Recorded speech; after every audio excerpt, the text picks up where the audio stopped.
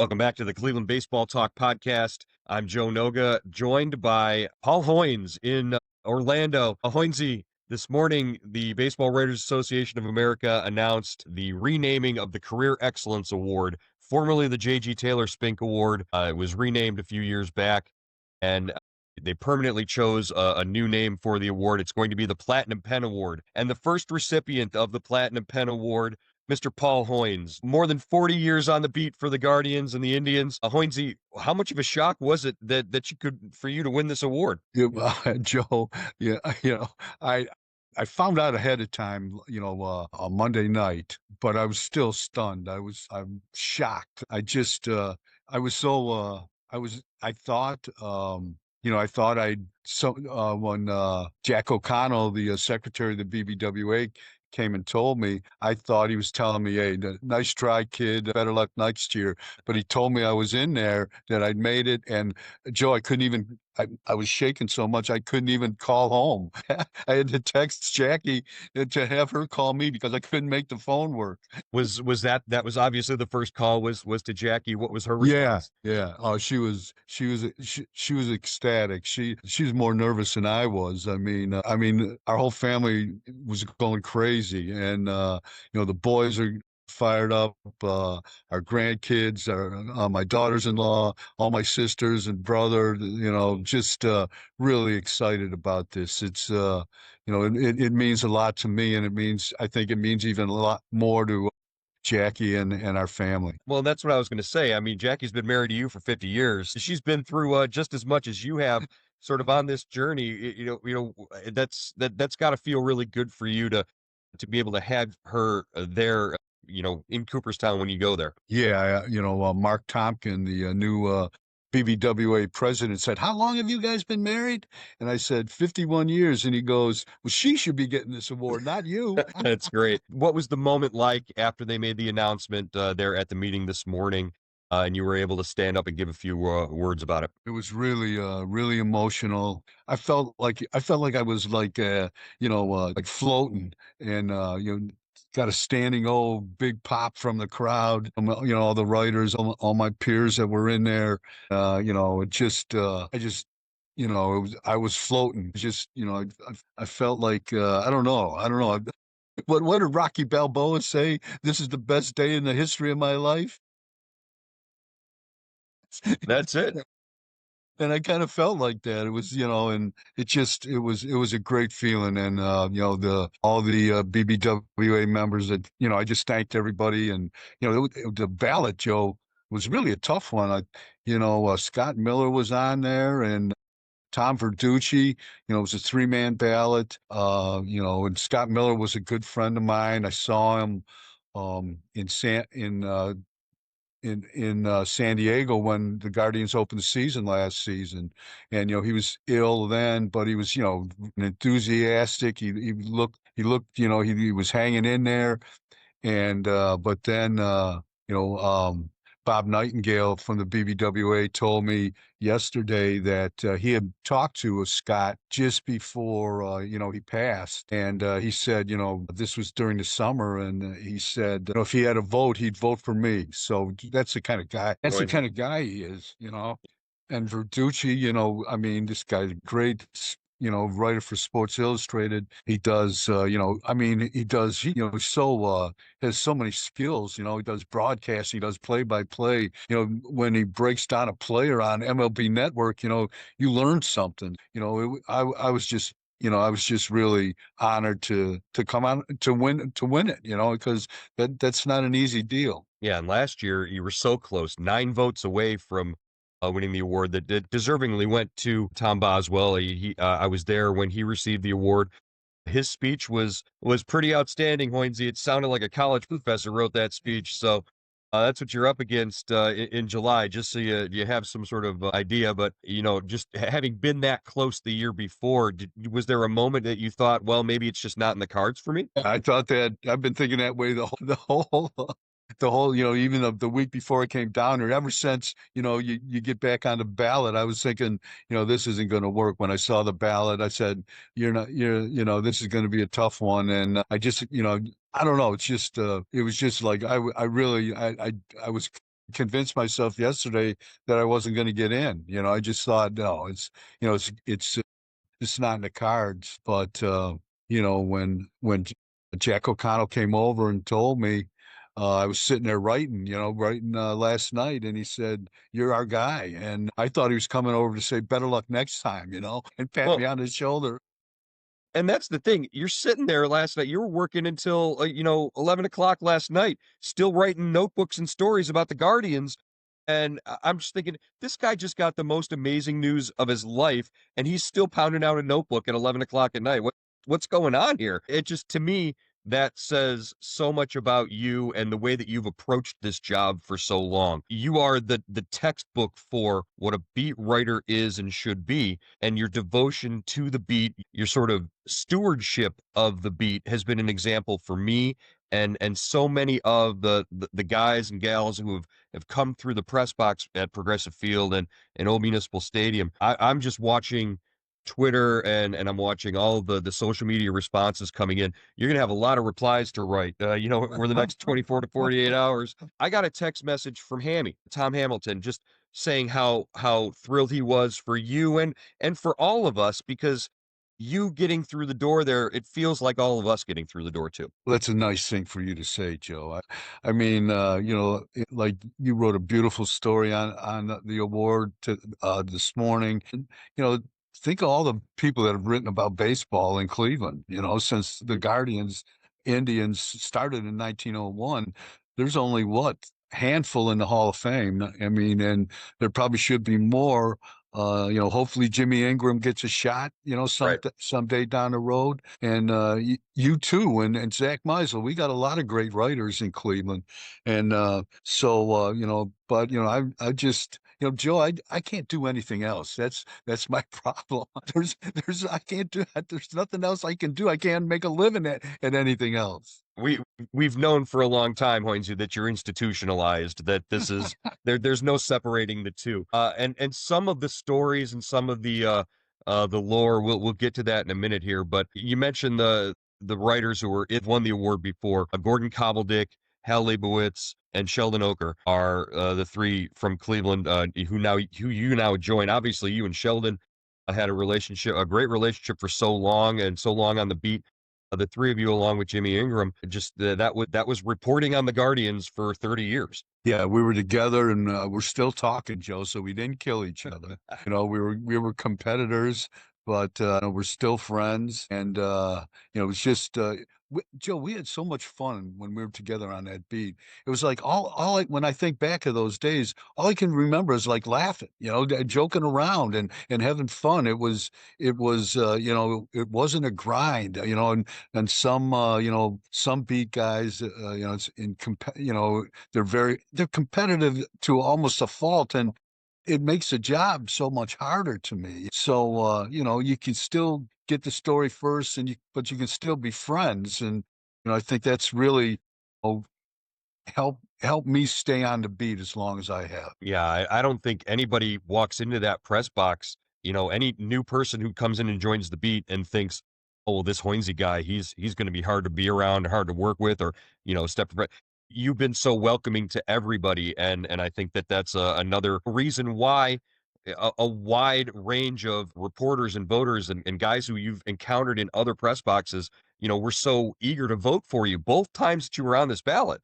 I think that they showed that they really want to recognize that, and it's a great thing. Now, you mentioned for so long you guys were on that beat, you and Shelly and Jimmy. It coincided with one of the great stretches of baseball in Cleveland. I think that might have helped you maybe in a lot of ways. Yeah, no doubt about it. That was, the renaissance of Cleveland baseball in the starting probably in '94 and then all through 2000, 2002, that great run, and they're still going really.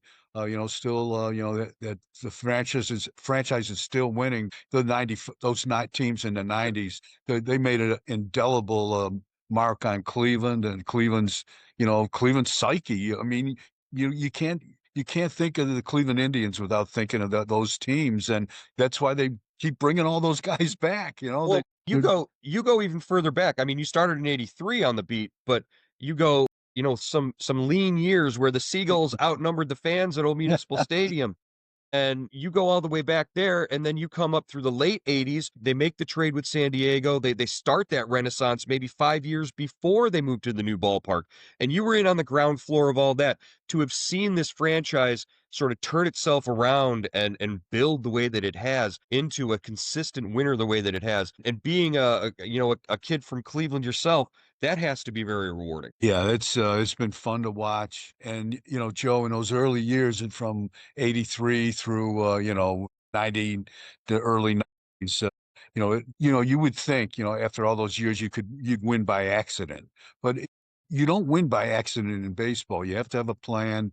You have to have the right people running it. You have to have an owner that is supportive but stays out of the way. And you have to have players. And eventually that's what the Guardians/Indians did.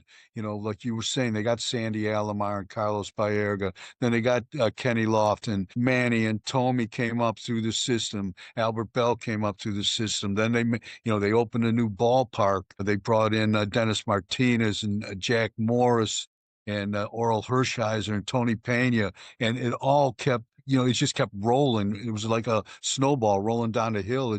It was hard to stop. Yeah, by the time they were ready to go, all they needed was the to light the fuse, and you were there to write about all those moments, from the tragedy of Steve Olin and Tim Cruz in 1993 that could have derailed everything that they were building. And then to go to game 7 of the World Series in 1997, game 7 of the World Series in 2016, so many highs, so many lows with this team. How do you stay even keel? How do you stay the professional that you were, and still, be able to criticize the team when they make mistakes, or criticize players when they're not performing the right way? Obviously, these are things that have been instilled in you over decades in this job. Yeah, Joe, when I first started out, I'm surprised one of those players didn't grab me by the neck and just, One of them did. but I've over the years I've learned, I kind of have tempered myself and learned, the game is a hard game to play. The guys that play it, are talented and they deserve, your respect, your, you've got to respect their skill level. And if they play bad, you write about it. And but I don't think you kind of you don't go deep fry them. You just and you've got to show up the next day. If you criticize somebody, you show up the next day, give that guy a chance to air his grievance. And the one time I didn't, I ended up in the lake. So 2016, I remember that. That was a strange time seeing you in a wetsuit jumping into Lake Erie. That was pretty outstanding. But it's not like there have been so many other things you've done as well. You covered the Olympics. You were at Michael Jordan's retirement press conference. yeah, I mean, there are so many. It is a vivid tapestry that you have painted in this career so far of places you've been, and we haven't even gotten into the silly stuff. We haven't even gotten into wearing two belts to the ballpark because you were in a hurry, or forgetting your car keys, and God bless Jackie for everything that she's had to put up with.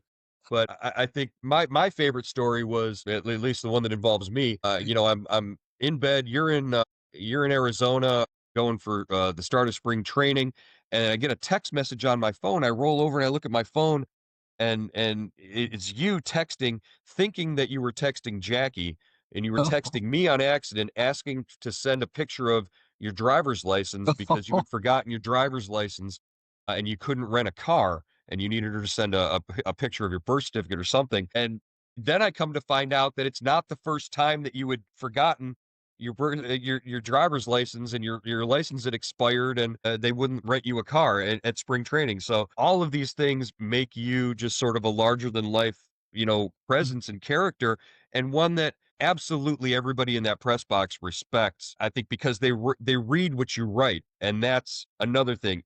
It's not just the smiling and the laughing and the being so affable. When it comes down to it, where did all that talent to be able to compose a game story under pressure the way that you do? I still marvel at it.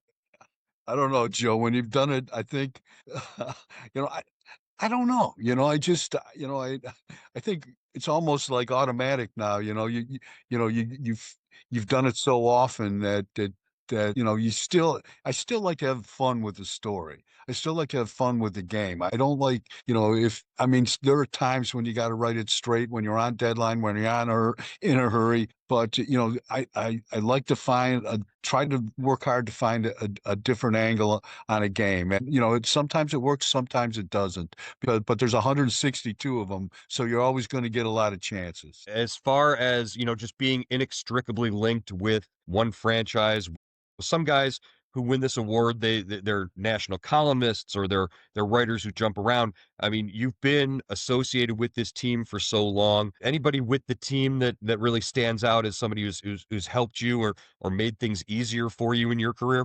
Man, I think there's Doc Edwards I really loved him when he managed here. Mike Hargrove, Charlie Manuel taught me a lot about the game. I loved talking to him. The front office guys have always treated me well. John Hart, Danny O'Dowd, Mark Shapiro, Chris Antonetti, Mike Chernoff. I have good relationships with them. I mean, I think I think they respect, that sometimes you have to criticize them, but I try to be as fair as I can. But yeah, I mean, all those guys have helped me, and Johnny Gorel helped me too, the third base coach. I'd ask him a question. He goes, "You know the answer to that." What? Yeah, yes. He would give me a hard time. Why was a third baseman pulled over off the line or something like that? He goes, "You've been covering baseball for 40 years. You know the answer." So it's been fun. It's always fun. It's always interesting too. As far as, this season, what kinds of things are you anticipating now? I mean, you're like a guy you've got July is there, the end of July, the enshrinement weekend. I went through and I watched Tom Hamilton win basically the broadcaster's version of this award, the Frick Award last year. And, everything that he went through on enshrinement weekend, he got to ride in a parade. Pointsy, you get to ride in a parade and you get to ride at the head of a parade with 47 Hall of Famers behind you. That's going to be the coolest thing to see, I think, ever. And it lets off on the steps of the Hall of Fame, and you go in and they've got all the food and drinks you can handle. It's gonna be the coolest. I'm just setting you up here. It's gonna be a heck of a weekend, but just your anticipation of what this is gonna be like and how nervous you are. You know, I don't know if I can be much more nervous than I am right now, but yeah, I'm looking forward to it. I'm still kind of in a state of shock right now. I've talked to a couple guys, Jason Stark Mhm. and Nightingale, and they've told me that they said if you need any advice, talk to them. Craig Mulder, our buddy from the Hall of Fame, has called me and said, I think they'll be willing to help, and if I have any questions. So, yeah, I mean, but, I really don't know what to expect. I was there, Joe, in 2007, I Right. believe, when I was a BBWA president. And Cal Ripken and Tony Gwynn got in the Mhm. Hall of Fame, and it was a little different setup then. That was That's a pretty Paul. good stage. You and Yeah, Tony yeah. Gwynn and Cal Ripken. Wow. Yeah. So, but I think they do it different now. That I think they put the writers and the broadcasters in separately and the players the next day. So I'm kind of just feeling my way. I remember it being in the parade though. Jackie and me were in the parade, and we got off, and nobody knew who we were. And Jackie said, "We're like the hairdressers at the Academy Awards," as we went up to into the Hall of Fame. I mean, appropriate, yeah, I guess. But now you're gonna be sitting center stage. You're gonna be one of the honorees. I can't wait to be there and to witness it. Hoynesy, this is less of a podcast and more of a sort of just a recognition or whatever. But I wanted to make sure that we got your thoughts out here just in the moment. There's going to be much more to come. There's going to be many more reflections. The well wishes have been pouring in on social media via text, and we're going to try and compile some of those and just share their thoughts about what a great honor this is for you.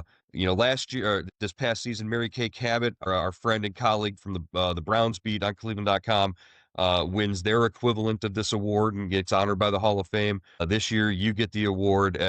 I can't be more blessed to be surrounded by colleagues who are of such high caliber as you and Mary Kay and everybody. So I think this is fantastic. I'm really looking forward to the rest of this year. Well, that's so nice of you to say, Joe. I really appreciate it.